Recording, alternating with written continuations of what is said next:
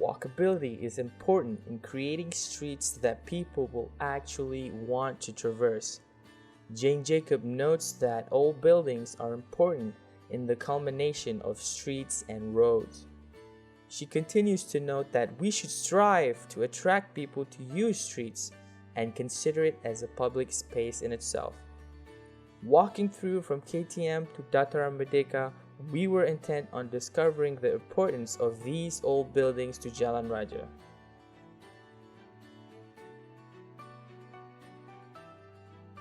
Masjid Negara, a well-known landmark not only on Jalan Raja but in Kuala Lumpur itself.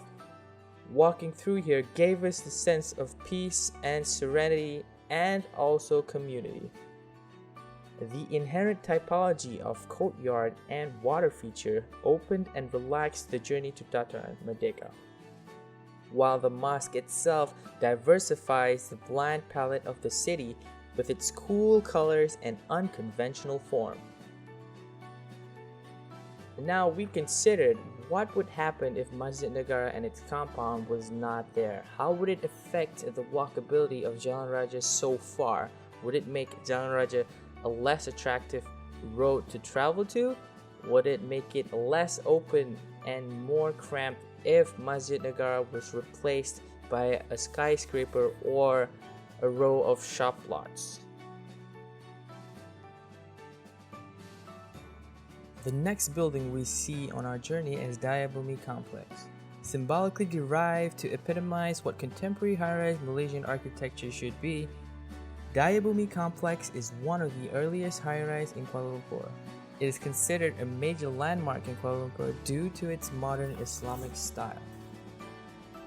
What we found through our journey though is how Dayabumi functions as a covered walkway or alternative route to various locations such as the Central Market.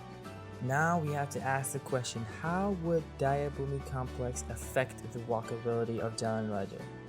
Would it lessen the pedestrian density of Jalan Raja due to its function as a shortcut?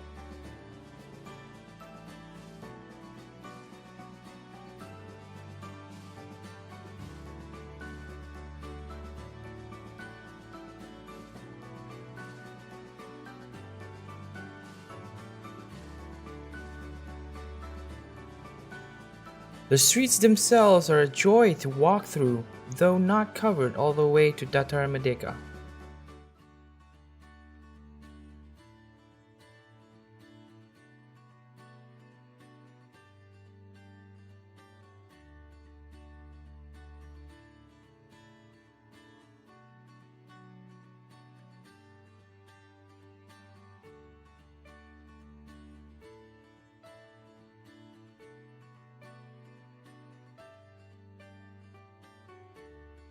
Our third building down the road is the Sultan Abdul Samad building. The most outstanding landmark in Jalan Raja, it acts as a gateway into this historical zone of Kuala Lumpur. Its Moorish style architecture is one that is repeated in other buildings such as the nearby art gallery and textile museum. And although the facade has intricate and detailed elements, it exudes a feel of humble grandeur. How would Jalan Raja feel without this building? Would it destroy the very essence of the road due to its cultural and historical significance?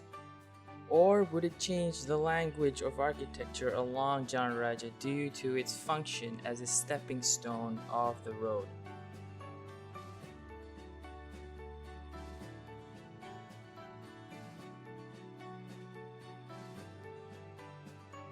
Now the next notable area, coincidentally in front of Sultan Abdul Samad building, is the Dataran Merdeka.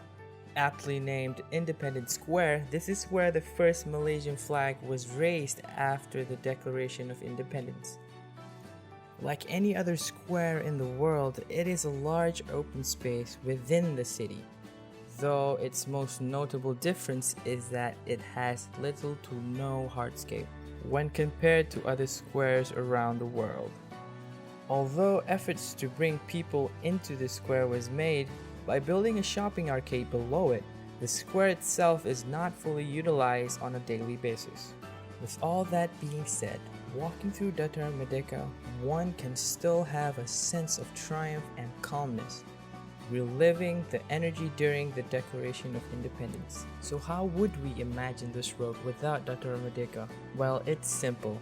You can't, because it's not actually there since it's not a building. So the better question is, what would we do to improve Dataran Merdeka to then improve the walkability of Jalan Raja?